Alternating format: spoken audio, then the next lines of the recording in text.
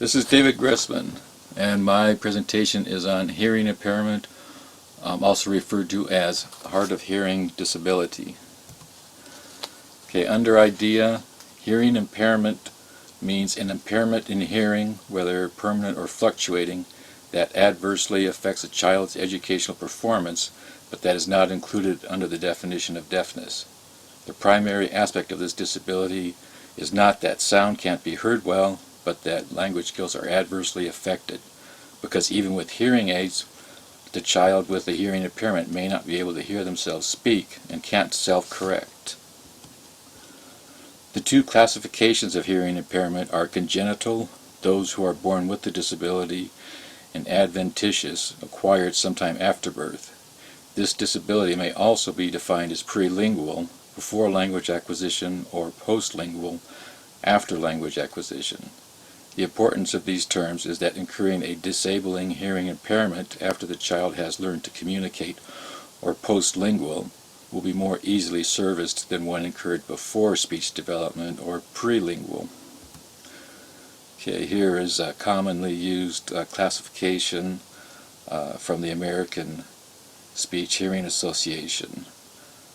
For reference, some common examples of sound levels are whispering, which is 30 decibels, conversational speech, which is 60 decibels, a vacuum cleaner is 75 decibels, and a lawnmower is 90 decibels.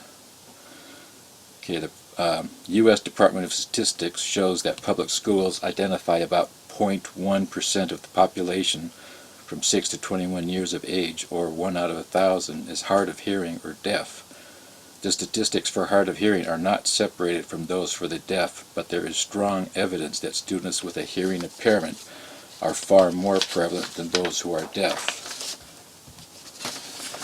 So, causes of the disability.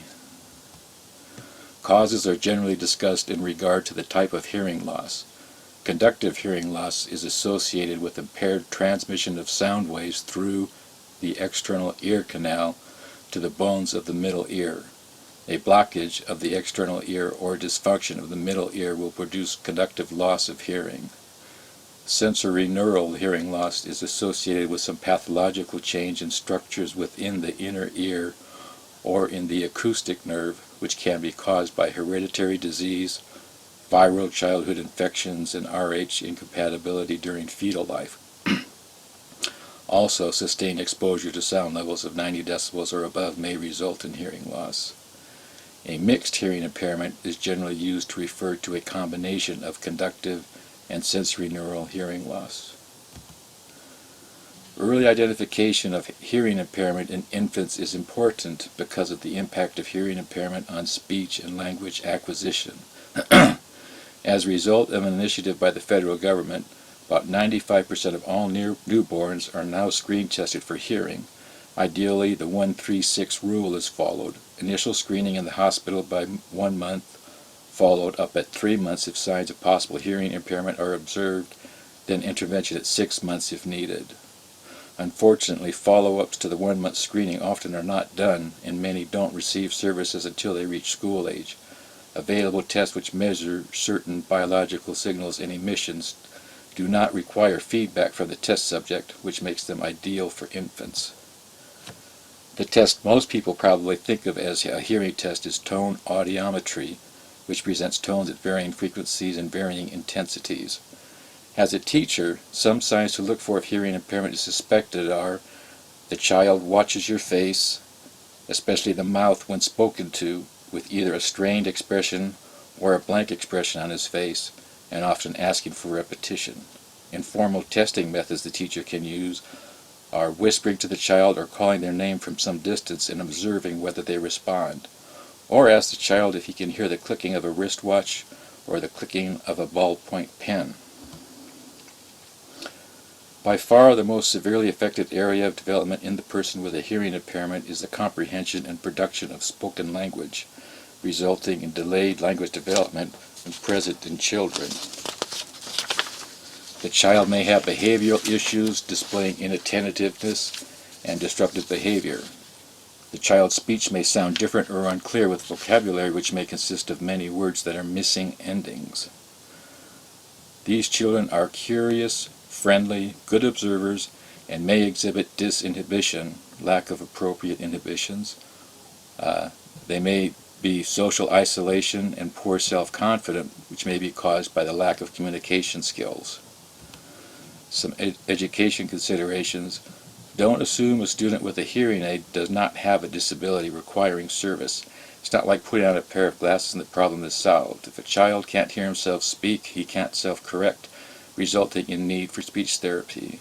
Depending on the severity of the hearing impairment, the student may benefit from the simultaneous method, speech in conjunction with manual communication or sign language. Use a labeling system in the classroom environment, such as signs for direction, names and pictures on cubbies and shelves, with bigger, darker labels so everything is clear and simple, reducing any need for difficult verbal communication, and also use closed caption version of videos and films.